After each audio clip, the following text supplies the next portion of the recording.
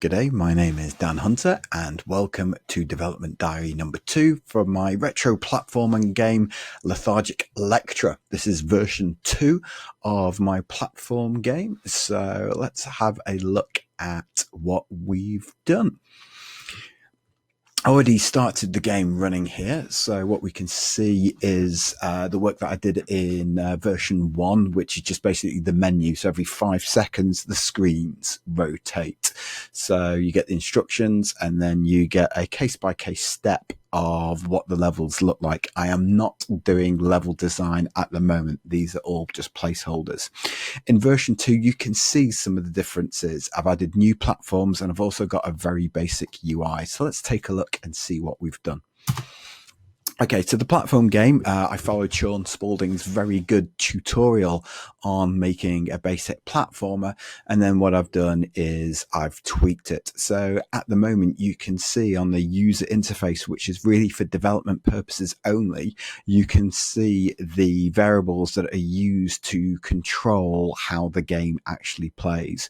So I've got a number of different variables for the player: gravity, jump speed, and move speed.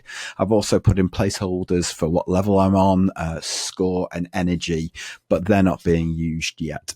So if I use the controllers left and right, I can see I move across the screen with a move speed of 4, and if I press space, I can jump. Now, at the moment, the gravity of 0.4 means that I can't reach any of the platforms.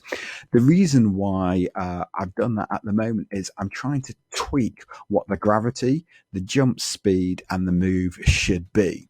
And I'm going to tweak it actually as I progress. So what I've done is I've created key presses, like a console that will change the variables here.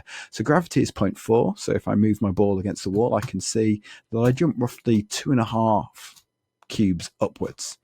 If I reduce gravity by using the F1 key, I can now go gravity is 0.2. I can jump a wee bit further.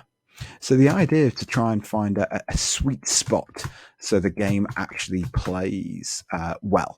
That's the major update that I've done here. So not only can I change the gravity, I can change, you can see the move speed. So I'm moving a lot quicker now, or I could move a lot slower. And the idea is just to play around with it and see what I can do. Let's have a look at jump speed. So jump speed, there you go. I'm jumping way higher there. Gravity's still there.